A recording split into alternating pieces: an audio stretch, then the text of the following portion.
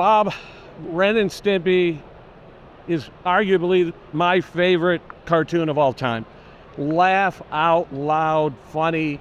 What was your role in their creation? What inspired them?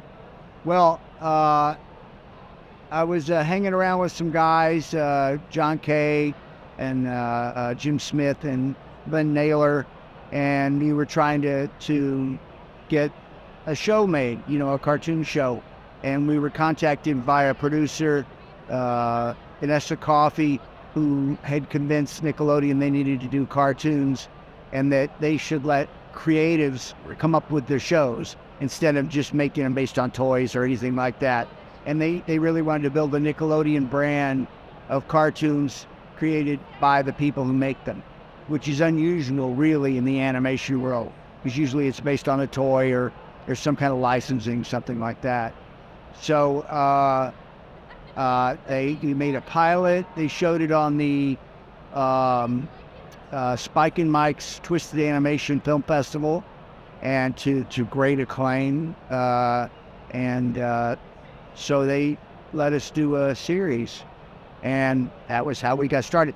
It was unusual in that we didn't have a show concept when we got the job. They just said make a cartoon. So, that's what we did. We made Ren and Stimpy, and we got the series from there. So there was no concept. We didn't have until we had to make a cartoon. And John had a couple of characters he had created in college, and so we just made a cartoon out of it.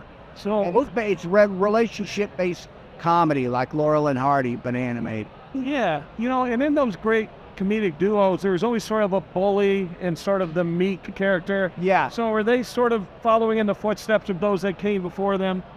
Yeah, absolutely. And totally. And really there's a whole lot of Bert and Ernie in it.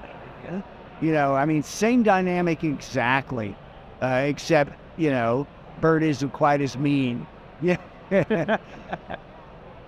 Now, some of the stuff was pretty out there, pretty outrageous. Did you get any flack from Nickelodeon or anything like that, or did you just have... No, you know what? It depends on who you ask.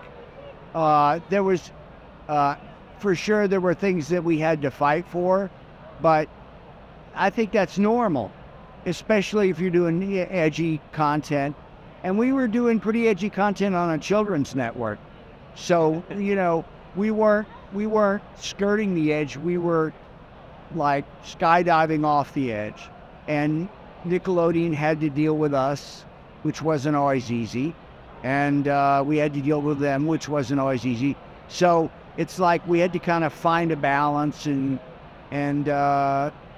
figure out how to make the cartoons we wanted to make that they'd allow us to make, which is just a natural creative process when you have a network or somebody like that. They're going to give you notes, and you have to deal with it. Obviously Ren and Stimpy led to other opportunities. I read you worked on SpongeBob and things like that. What did Ren and Stimpy mean to you in your career moving forward?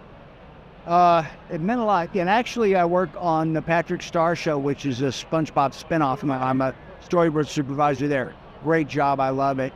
Yeah, and SpongeBob was very clearly inspired by Ren and Stimpy. In fact, they were developing that just as we were finishing up, and we sort of felt like it was Ren and Stimpy light, simply because they had a different bunch of people to deal with, and they were kind of fed up with us by that point. So it was a good move on their part. And now, the SpongeBob situation is there's a Spongeverse, like the Marvel universe. And there's, right now, there were 3 series. They discontinued the Camp Coral series, which I worked on, supervisor, which was a CGI spinoff of SpongeBob. And so now there's SpongeBob and the Patrick Star Show, which I'm working on. And there have 4 features in different stages of production right now. Wow. So it's, this, like, when you work for Disney, they say you work for the mouse. I work for the sponge, and it's good.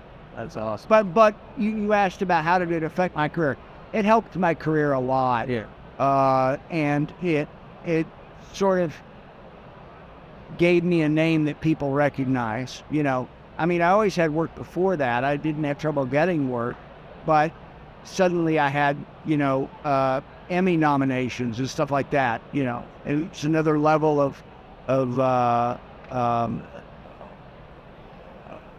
a career. You know, it was definitely a career jump. Yeah. One day, the guys from the studio were at Roscoe's Chicken and Waffles in North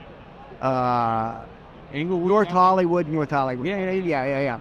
And they were having lunch, and they were sitting around writing a cartoon, and they were writing that cartoon, Ren's Toothache, and we didn't have any kind of manners at all. I actually wasn't there, but I heard what happened, and they were throwing the ideas around for the cartoon, and finally this enormous man stood up and leaned over him and said, Hey, I'm trying to eat here. And they all kind of like went, okay. That made it in the cartoon. He ended up in the cartoon. Awesome. Thank you very much. I appreciate it. Thanks.